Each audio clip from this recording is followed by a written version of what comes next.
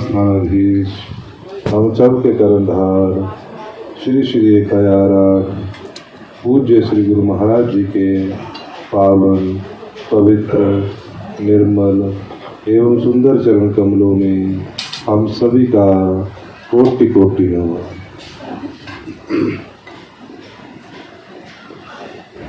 पूज्य श्री गुरु महाराज जी की अनंतानंत कृपा से, उनके आशीर्वाद से हम सभी मास की संक्रांति को आपके इस आश्रम में एकत्रित होकर ये आध्यात्मिक आयोजन करते हैं।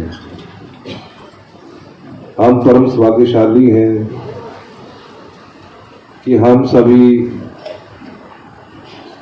पूज्य श्री गुरु महाराज जी के आदेशानुसार, उनकी आज्ञा के अनुसार, उनके पद चिन्हों पर चलकर हमें जो जो पूज्य गुरु महाराज जी ने सेवाएं प्रदान की है, जो जो हमें जिम्मेवारियां दी हैं, हम सब उनको बड़े अच्छे तरीके से निभा रहे हैं। बोलिए श्री सद्गुरु महाराज की। यदि इसी प्रकार हम पूज्य श्री गुरु महाराज जी की आज्ञा के अनुसार उनकी जिम्मेवारी को निभाते रहेंगे, उनके ऐसे दिव्य दिव्य धार्मिक आयोजनों को करते रहेंगे, तो पूज्य श्री गुरु महाराज जी का आशीर्वाद, उनकी कृपा हमारे ऊपर बनती रहेगी और उसी कृपा के माध्यम से, उसी आशीर्वाद के माध्यम से हमें उस परमपिता परमात्मा के चरणों का अनुराग प्राप्त हो जाएगा। बोलिए खंड धूने की जय। जयकारा मेरा सतगुरु महाराज जी दा। बोल सांचे दरबार की जय। हमें शास्त्रों में, वेदों में हमें अपने जीवन के कल्याण के लिए बहुत कुछ कहने की, सुनने की बातें आती हैं कि हमें अपने जीवन का कल्याण कैसे करना है। पर हम उन शास्त्रों की, वेदों की बातों के ऊपर ना जाकर उनके अनुसार यदि हम अपने जीवन को नहीं चला पाते हैं, तो पूज्य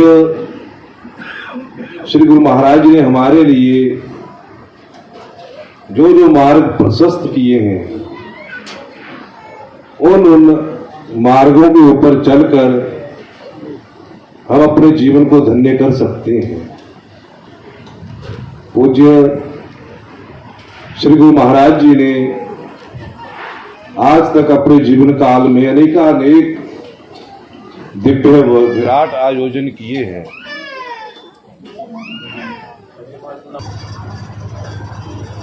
ये बात आप सभी जानते हैं कि पूज्य श्री गुरु महाराज जी ने अपने जीवन में जगह जगह जाकर भिन्न भिन्न मंडल बनाकर और उन मंडलों के माध्यम से बड़े बड़े विशाल विराट आयोजन करवाकर और अपने मुखारविंद से अमृत वर्षा कर कर हम सबके कल्याण करने का उन्होंने प्रयास किया है।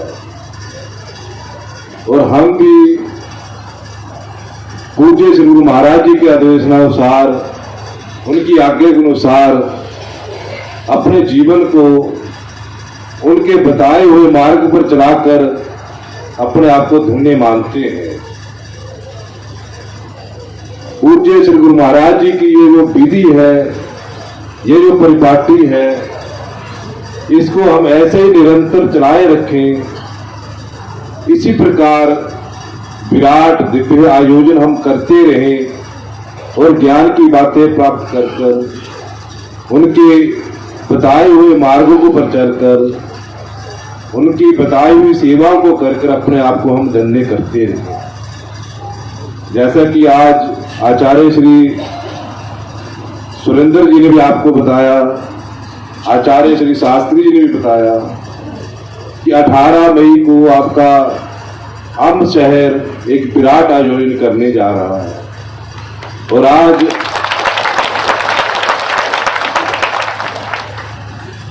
वो उस विराट आयोजन के लिए आप सबको यहां आमंत्रित करने के लिए आए हुए हैं।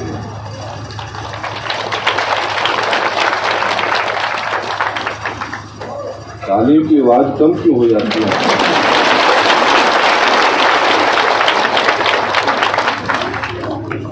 ये अम्ब शहर वाले इतने बाजे गाजों के साथ पटाखे बम चलाते हुए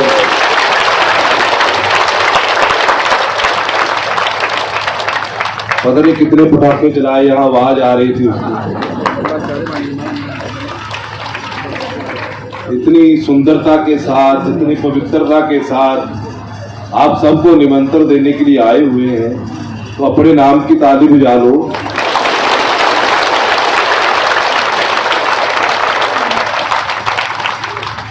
ये भाव भरा निमंत्रण है। ये वो अपने दिल के हृदय से भाव से आपको ये निमंत्रण देने के लिए आए हुए हैं कि आप सभी इस विराट आयोजन में आकर इस आयोजन की शोभा को बढ़ाएं और अपने जीवन को धन्य करें।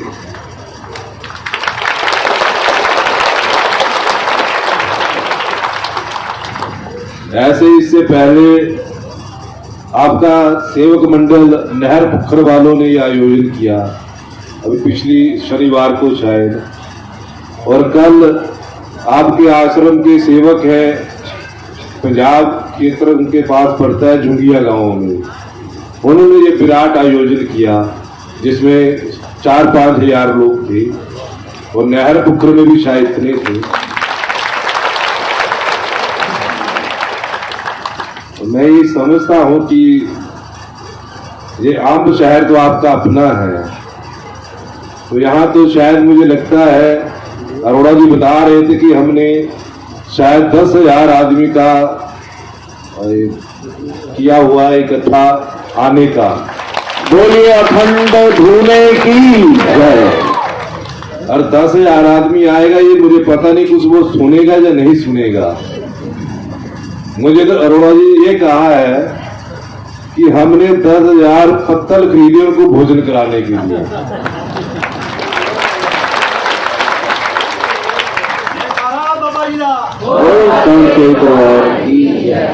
आप कुछ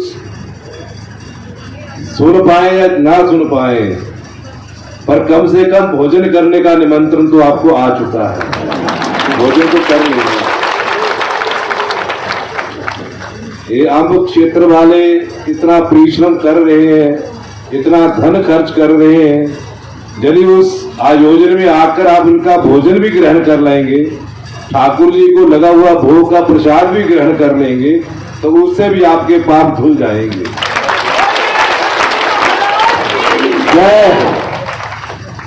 इस प्रकार के जहां जहां भी दिव्य आयोजन हो, विराट आयोजन हो, वहां वहां हमें चूकना नहीं चाहिए। अपने संसार का, अपने घर का हर काम छोड़कर उस आयोजन में जाएं और उस आयोजन में जाकर उसकी शोभा को बढ़ाएं और अपने इस जीवन को धन्य करें।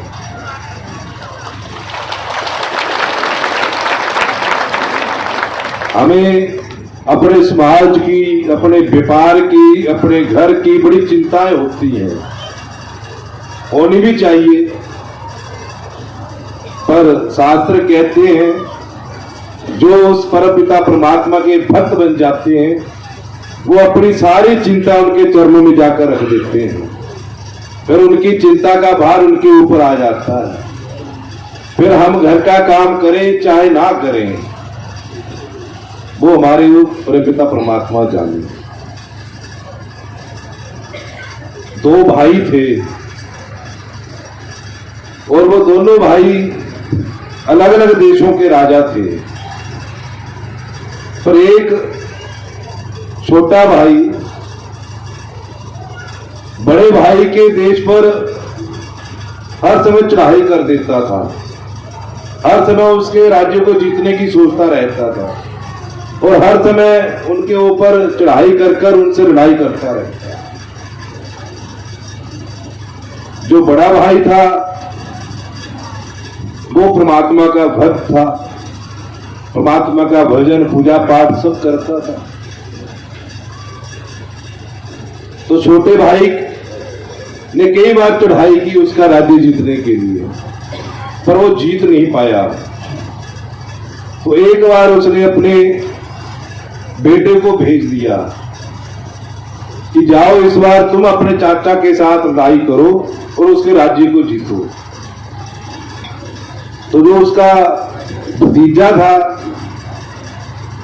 वो भी उसने सत्संग तो किया था, भजन किया था, पर इतना परमात्मा की महिमा को जानता नहीं था। तो वो युद्ध करने के लिए चला, अपने सैनिकों को लेकर, योद्धाओं को लेकर, अपना पूरा लाव लश्कर लेकर अपने चाचा को जीतने के लिए चला युद्ध करने। उधर उसके चाचा के जो सिपाही थे, चाचा के जो मंत्री थे, उन्होंने जाकर राजा को, चाचा को उसकी सूचना दी कि आपके भतीजे ने हमारे राज्य के ऊपर चढ़ाई कर दी है। तो जब उन्होंने सूचना दी उस समय उनके राजा साहब अपना भजन पूजा करने के लिए बैठे हुए थे। अभी 15-20 मिनट उनको भजन करते हुए। तो जब ये मंत्री ने सूचना दी कि आपके भतीजे ने आपके इस राज्य के ऊपर चढ़ाई कर दी है, योद्धाओं को लेकर आ रहा है, तो उस राजा ने कहा कि मैं अभी अपना भजन कर रहा हूं, अभी अपने ठाकुर जी की मैं आराधना कर रहा हूं, मेरी इस आराधना को 4 या 5 घंटे लगेंगे और इन 4-5 घंटों के बीच मुझे कोई भी सूचना तुमने नहीं देने ला। चाहे कोई मेरे राज्य के ऊपर चढ़ाई करे, चाहे मेरे राज्य को लूट कर ले जाए, चाहे कुछ भी हो जाए, पर जब तक मैं भजन कर रहा हूं तब तक मुझे अपने राज्य की, अपने संसार की कोई बात नहीं तुमने बताया। मंत्रियों ने अपनी सेना तैयार की, अपने योद्धा तैयार किए। मंत्री स्वयं लड़ने के लिए चले गए कि राजा तो वो भजन में बैठा हुआ है, तो राजा साहब तो 4-5 घंटे उठेंगे नहीं, तो हम अपनी तैयारी करते हुए राज्य को बचाते हैं जाकर। तो सारे मंत्री अपने योद्धा को लेकर उस भतीजे के साथ लड़ाई करनी शुरू कर दी, पर उस भतीजे के योद्धा ज्यादा थे, उनकी सेना ज्यादा थी। तो वो सारी सेना अपने चाचा की सेना के ऊपर भारी पड़ रही थी। राजा के जितने भी सैनिक वो युद्ध में हार रहे थे, योद्धा हार रहे थे और भतीजा आगे बढ़ रहा था। उधर राजा साहब अपने भजन में बैठे हैं, उनको कोई किसी से लेना देना नहीं, कोई मतलब नहीं क्या हो रहा क्या नहीं हो रहा, वो अपने भजन में बैठे हुए हैं। अब जब कोई परमात्मा का भक्त परमात्मा के लिए बैठता है, भगवान का भक्त भगवान के लिए बैठ जाता है, अपने सारे संसार के काम छोड़कर, तो उन सारे कामों की चिंता उस भगवान को हो जाती है।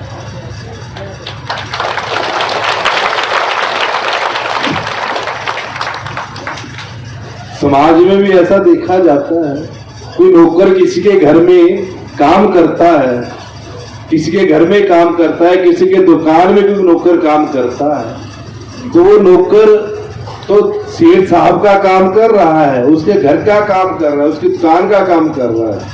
कभी कभार उस नौकर के घर में कोई बात हो जाती है, कोई चिंताजनक बात हो जाती है, कोई और कुछ हो जाता है, तो उस नौकर का उस सारी चिंता का भार उस सेठ अपने ऊपर ले लेता है।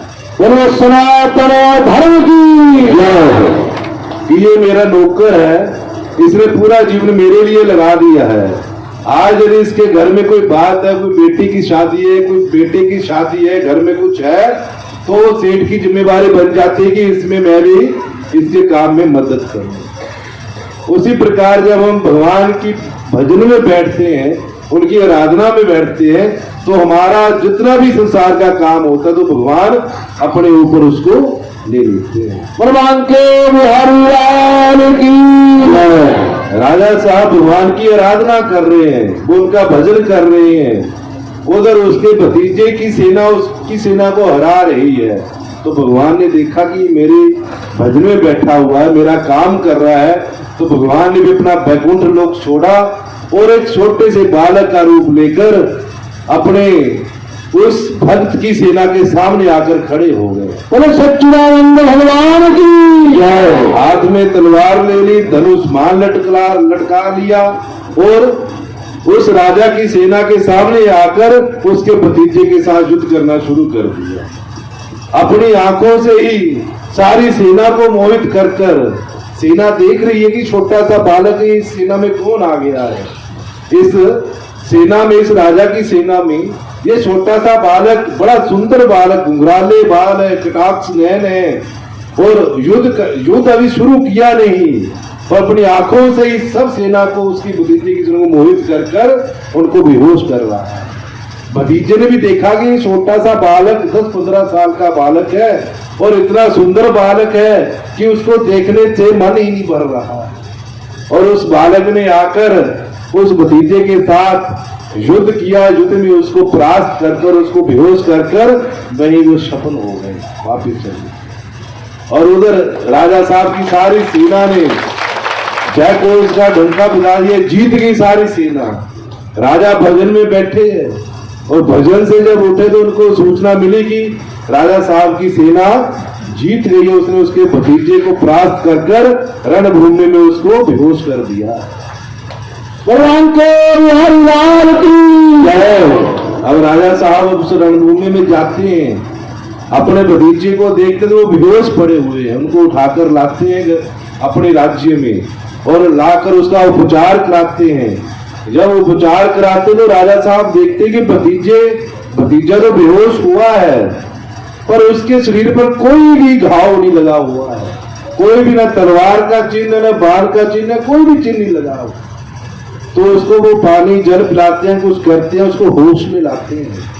जब वो होश में भतीजा आता है तो राजा साहब पूछते हैं उससे कि तुमने युद्ध तो किया नहीं, तेरे ऊपर कोई बार नहीं है, कोई तलवार नहीं लगी, कुछ धनुष, कोई बाण नहीं लगा, पर तुम युद्ध में बेहोश कैसे हो गए? तेरे शरीर पर कोई भी चिन्ह नहीं लगा हुआ है, पर बेहोश कैसे हो गए तुम? तब उसका भतीजा बोलता है कि चाचा जी मुझे पहले ये बताओ कि आपकी सेना में एक 10-15 साल का सुंदर सा बालक कौन था, जिस बालक ने आकर युद्ध किया नहीं, फिर अपनी आंखों से ही सब सेना को बेहोश कर दिया।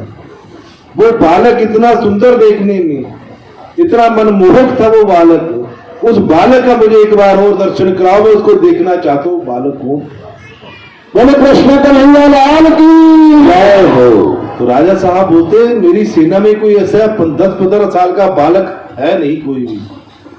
पर भतीजा बोलता कि मैंने उसको देखा, उसने युद्ध किया है, उसके हाथ में तलवार थी, धनुष बाण उसने पकड़ा हुआ था और सब योद्धाओं को वो हरा रहा था, मार रहा था। उस बालक का मैं दर्शन करना चाहता। जब राजा ने पूरा उसका सुना कि वो बालक कैसा था, देखने में कैसा था, उसके घुंघराले बाल थे, कटाक्ष नयन थे, गोरा गोरा मुखड़ा था, सब सुना तो राजा के आंखों में आंसू आए और अपने भतीजे से कहने लगे कि हे भतीजे तू धन्य है, तू धन्य की आज तक मैंने इतनी आराधना की उस परमात्मा की, उस ठाकुर की, इतना भजन किया, पर आज मेरी सेना को बचाने के लिए, मेरे राज्य को बचाने के लिए वही मेरे ठाकुर एक छोटा सा बालक बनकर तेरे आगे आए और तुझे दर्शन दिए। भगवान के बिहारी लाल की जय। श्री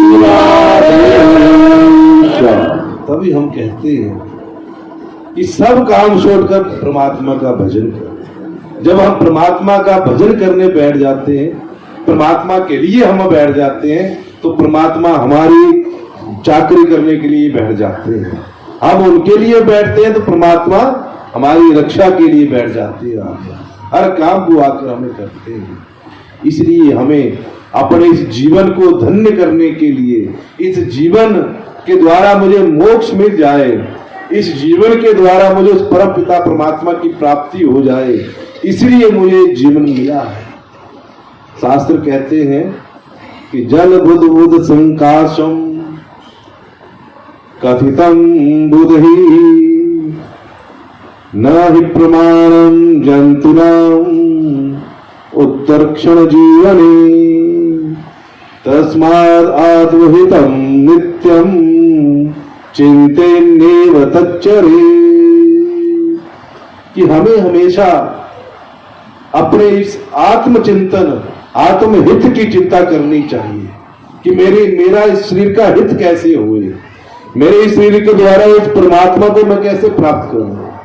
कहते जल बुध बुध संकाशम कथितम बुध ही, विद्वान जनों ने, शास्त्रों ने, संतों ने इस शरीर को जल में जिस प्रकार बुध बुधे उठते हैं उस प्रकार इस जीवन की महिमा को कहा हुआ है कि इस जीवन की जो महिमा है वो उस बुध बुध की तरह है, जल के बुध बुध की तरह। ये जीवन बड़ा क्षणिक है, बड़ा थोड़ा है।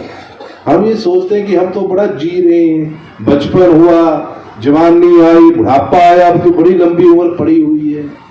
पर संत जन कहते हैं, अनुभवी लोग ये कहते हैं कि ये जीवन जल के बुदबुद की भांति क्षणिक है, थोड़ी देर मिलता है फिर चला जाता है, फिर हमें मौत के घाट जाना पड़ता है। इस प्रकार न ही जंतु न प्रमाणम उत्तरक्षण जीवने, हमारे ये हम श्वास ले रहे हैं, अब हमारा जीवन चल रहा है, परंतु इसका क्षण इसके अगले क्षण हम श्वास ले पाए ना ले पाए इसका कुछ भी प्रमाण मेरे पास नहीं है। अगला क्षण मैं जीऊंगा, अगला श्वास मैं लूंगा, इसका कोई भी प्रमाण नहीं है। इसलिए जो श्वास चल रहा है उसी श्वास में मुझे परमात्मा का नाम ले लेना चाहिए। उसी श्वास में परमात्मा का नाम लो, बिथा श्वास ना कोई खोए। अगला श्वास आए ना आए कुछ पता नहीं है इसका। इसलिए जो श्वास हम ले, श्वास में परमात्मा का नाम लेना है। अपने आत्म हित की चिंता हमें करनी है और चिंता कर उसके लिए हमें लग जाना है। इस शरीर की हित के लिए शास्त्रों ने, वेदों ने अनेक प्रकार के साधन बताए हुए हैं। परमात्मा की भक्ति करो, परमात्मा की आराधना करो, उनका नाम लो। कुछ भी नहीं हम कर सकते तो कम से कम वो कर लो जो हमारे पूज्य गुरु महाराज ने किया हुआ है। उनके चलाए हुए मार्ग पर चल करो।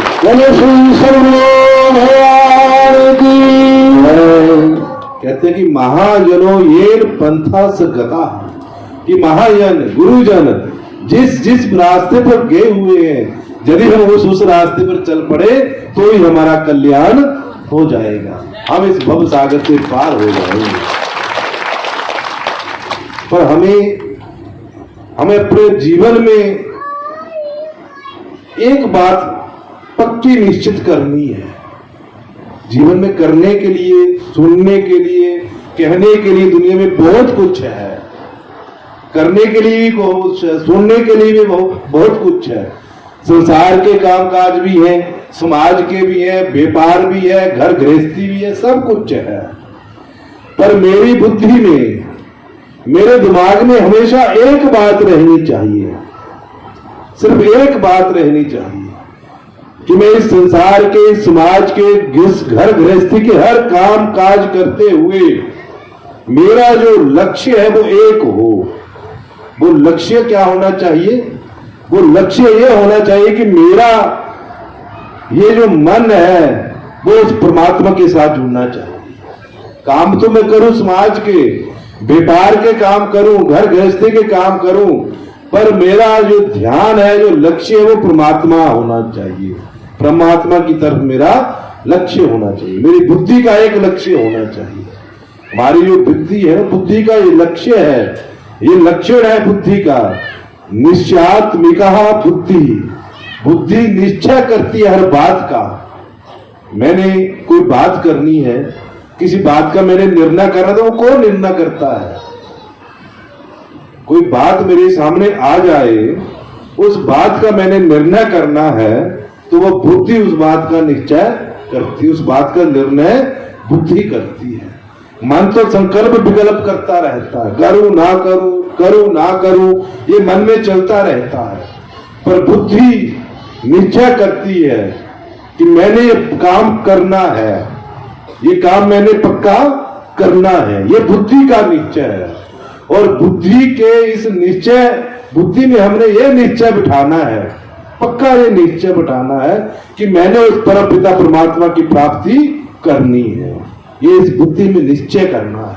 संसार का काम करो, समाज का काम करो, सब काम करो, पर यह निश्चय पक्का होना चाहिए बुद्धि के द्वारा कि मैंने उस परम पिता परमात्मा की प्राप्ति भी इसी शरीर के रहते रहते करनी है।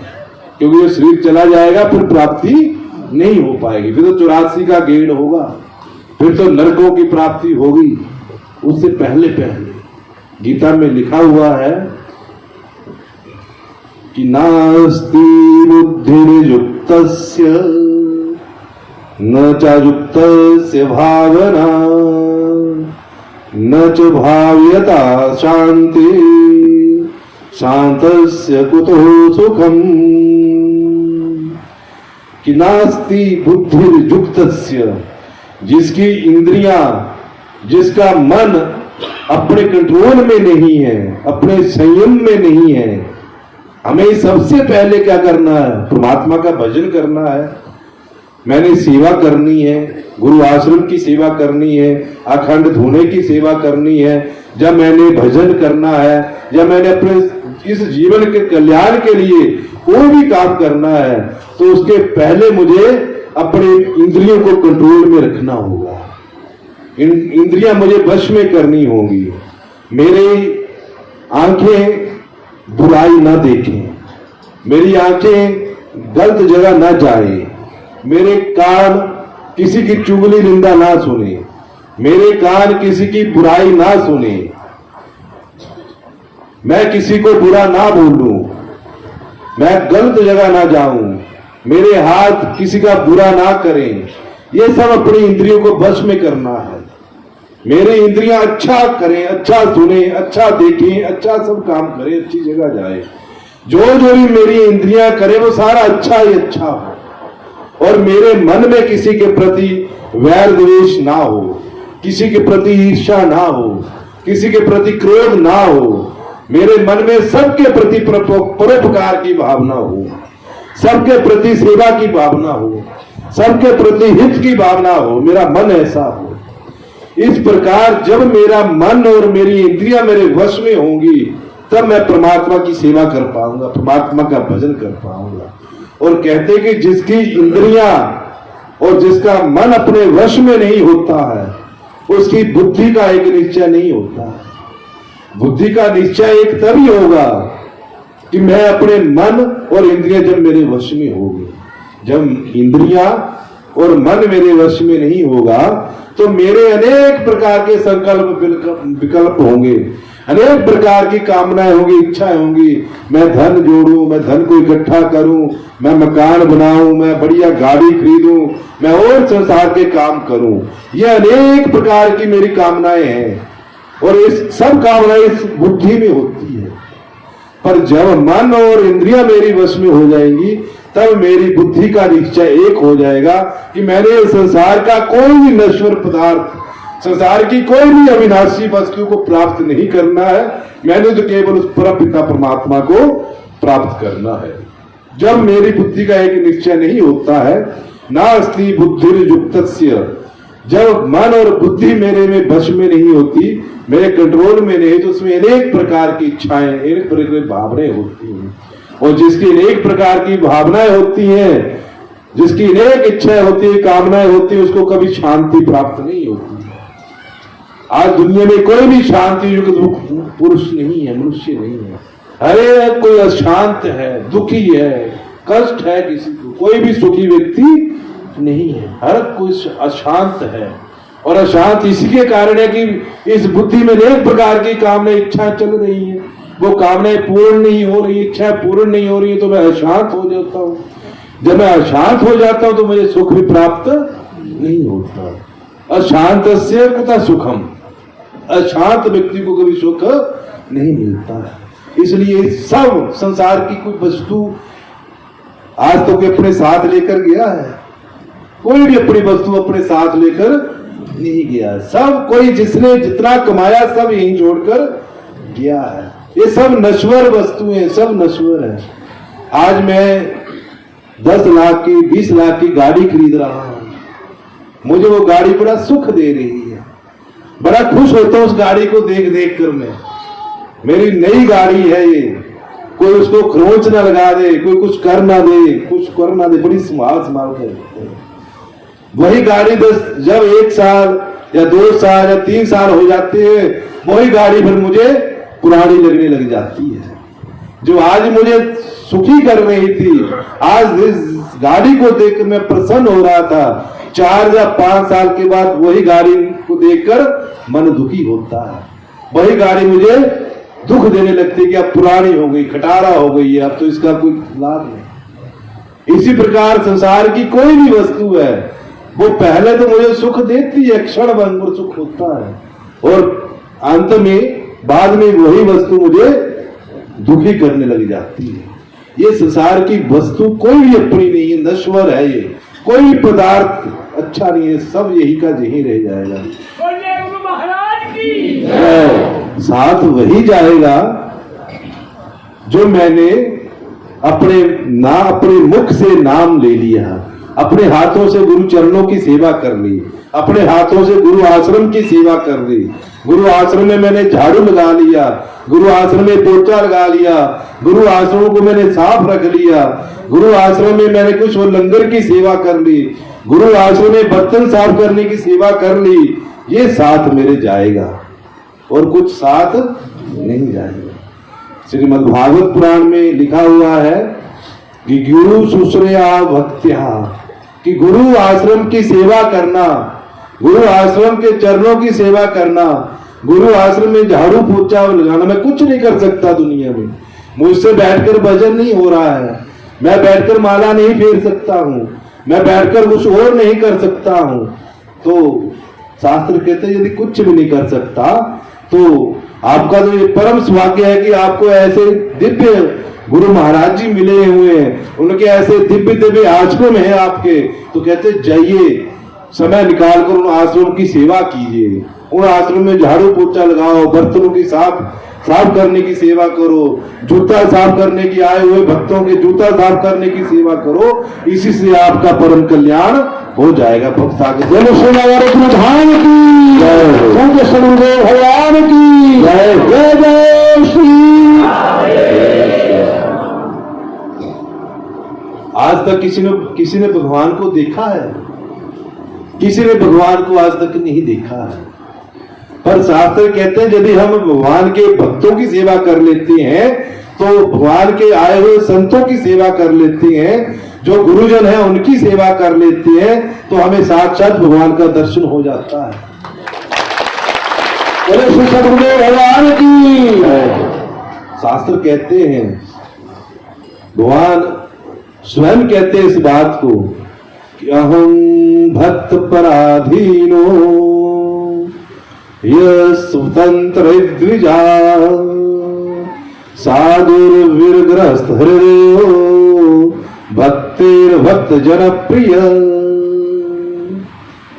नारायण स्वयं कह रहे हैं कि मैं अहम भक्त पराधीन हूं, कि मैं भक्तों के पराधीन हूं, मैं खुद स्वतंत्र नहीं हूं, मेरा शरीर स्वतंत्र नहीं है, मैं तो अपने भक्तों के, अपने संतों के अधीन हूं।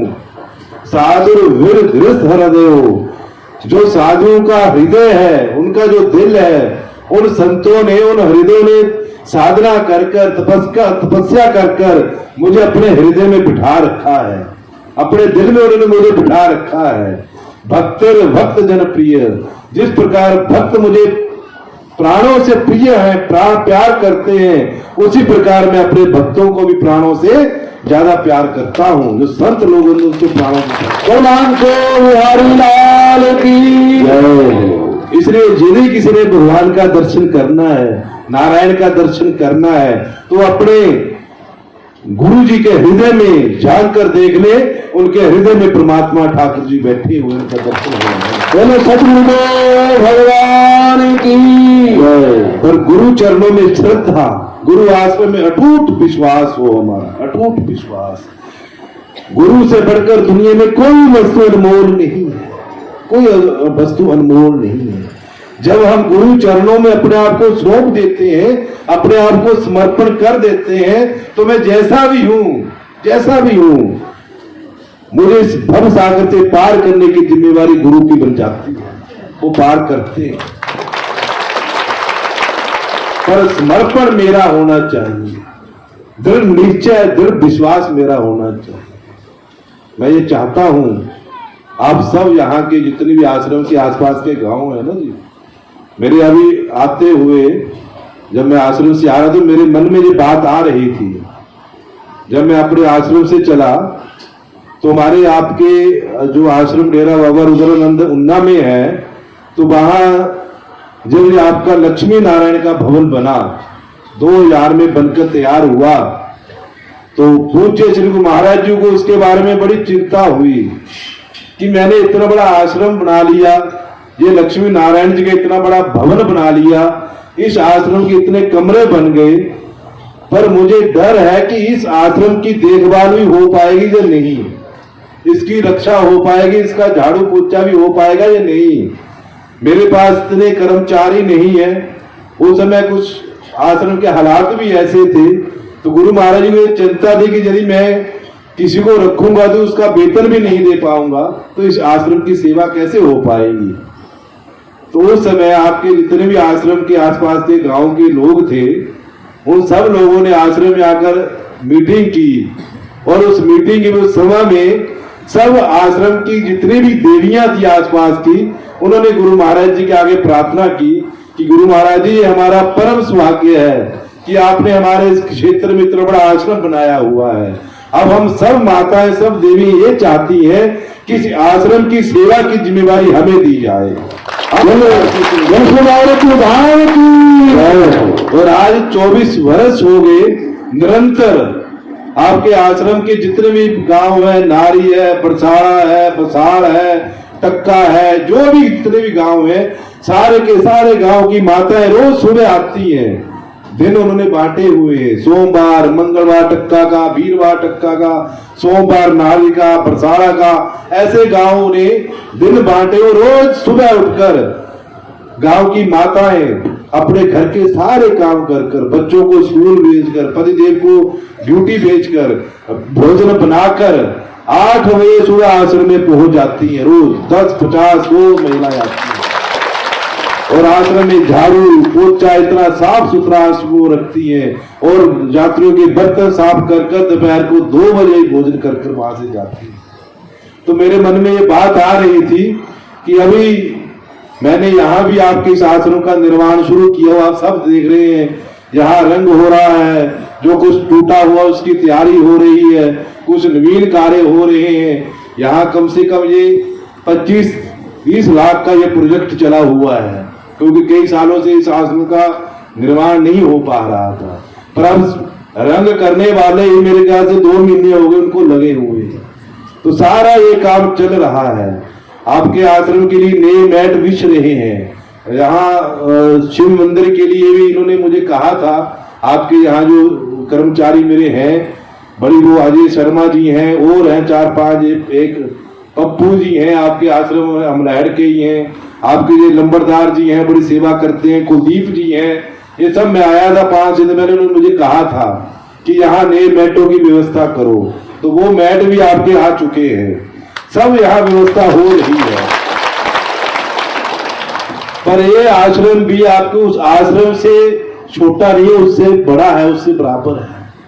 तो मैं ये चाहता हूं कि इस आश्रम की सेवा की जिम्मेवारी जिस प्रकार आपके वहां उन लोगों ने ली हुई है, यहाँ की माताएं जिम्मेवारी ले सेवा की, वो भी रोज आकर झाड़ू पोछा लगाए, आश्रम को स्वच्छ रखे, पवित्र रखे, ताकि जो जो भी इसका निर्माण हो रहा है वो निर्माण ऐसे ही लगातार होता रहे, और ऐसे सुचारू रूप से आपका आश्रम पवित्र बना रहे। तो आप आश्रम के सब एक मीटिंग कर लो, सभा कर लो, जो जो माता सेवा करने आए, आश्रम के जो जिम्मेदार लोग हैं, उन जिम्मेदार लोगों से मिले और अपना नाम रजिस्टर पर लिखाएं कि हम सेवा करना चाहते हैं। तो आश्रम के जो जिम्मेदार लोग आपको सेवा सौंपे, इसी सेवा करने से ही आपका ये जीवन पवित्र हो जाएगा, भव सागर से पार हो जाएगा। बोले सद्गुरुदेव भगवान की जय। ये जगह जगह प्रवचन होते हैं ना, ये प्रवचन तो मैं बोल देता हूँ, आप सुनकर चले जाते हो। किसी के पल्ले कुछ पड़ता है, किसी के नहीं भी पड़ता है, पर सेवा अपने हाथ से की हुई सेवा है। आपने जो झाड़ू लगा दिया, पोछा लगा दिया, वो आपके पल्ले ही रहेगा, उसको कोई नहीं ले जा सकता। जितना पुण्य आप कमा लोगे ये सेवा कर कर, वो आपके पास रहेगा, उसको कोई ले जा नहीं सकता। पर कुछ आश्रम की मर्यादाएं हैं इस आश्रम की। पूज्य श्री महाराज ने उनके बुजुर्गों ने जो पहले यहाँ आए हुए हैं, उन्होंने कुछ मर्यादाएं बना रखी है आश्रम की। उन मर्यादाओं को भी हमने ध्यान में रखना है। आश्रम की सेवा माताएं झाड़ू पोछा तो लगाएं और काम करें, भोजन भी कभी कभी उनको बनाना पड़ता है, पर पंक्ति में भोजन वो बता नहीं सकती। यदि माताएं सोचे मैं उठकर बाल्टी उठाऊं, सब्जी दे दूं और छड़ोली उठाऊं, रोटी दे दूं, या मैं किसी को कुछ अपने हाथ से दूं, वो माताओं का काम नहीं है। उनके लिए पुरुष हैं, वो सेवा उनको दी गई है। माताओं की सेवा झाड़ू पोछा लगाना है, और काम जितना भी जो आश्रम के जिम्मेवार है वो उनको बताएंगे कि आपको कौन कौन सी सेवा करना है। पर अपनी मन मर्जी से आश्रम की मर्यादाओं को ध्यान में ना रखते हुए कोई सेवा हमने नहीं करनी। सेवा वही करनी जो मेरी मर्यादा मुझे कहती है, उस मर्यादा के अनुसार मुझे अपनी सेवा में रहना है। तो हमें अपने जीवन को धन्य करने के लिए ये एक पक्का अपनी बुद्धि में निश्चय करना है कि जिस किसी भी प्रकार से मुझे आपके आश्रम की सेवा कर कर अपने जीवन को धन्य करना है। अभी आपके आश्रम में जो साल में श्रीमद् भागवत पुराण कथा होती है, वो 7 जून से 13 जून तक वो कथा चलेगी। उसमें भी आप सबने आना है और पूरे तन और मन और धन से जुड़कर आश्रम की आपने सेवा करनी है, ताकि आए हुए लोगों को भी ये पता लगे कि आश्रम आपका ये अमलहर का आश्रम है। इस आश्रम की जिम्मेवारी आप लोगों ने संभाली हुई है। पूज्य श्री गुरु महाराज जी को इस आश्रम को की चिंता नहीं होनी चाहिए।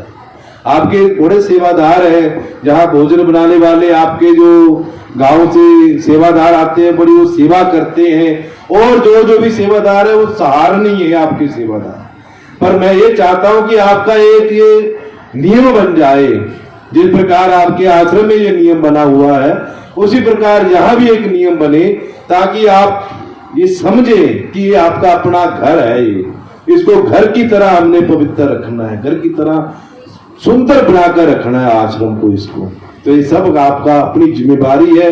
अपनी जिम्मेवारी आप संभालेंगे, आश्रम के जिम्मेवार लोग हैं, उन जिम्मेवार लोगों से आप मिलो और अपनी अपनी सेवा, कहते हैं सेवा धर्मो परमो गहना योगी नाम अगम्य च। सेवा धर्म जो है वो परम गहना है, इससे बढ़कर गहना कुछ नहीं है मेरा, इससे बढ़कर कोई आभूषण नहीं है मेरा।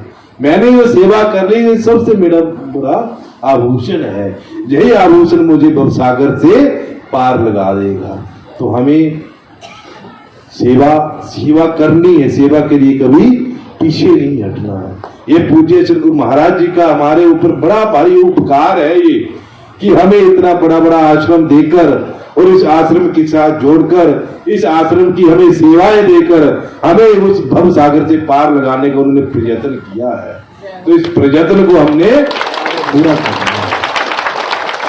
तो आज इतना ही बहुत है, आज बहुत है इतने। अभी आपका जो भाव भरा निमंत्रण, हृदय से निमंत्रण लाए हैं, उन्होंने भी अभी अपना निमंत्रण आपको देना है। तो आप सब ऐसे अभी बैठे रहेंगे। अभी हनुमान चालीसा का पाठ होगा, उसके बाद आरती होगी, उसके बाद भी आपने अभी बैठे रहना है। देखना है कि हम वाले कैसा निमंत्रण देते हैं आपको। जैसा जैसा ये निमंत्रण देंगे वैसे वैसे आपने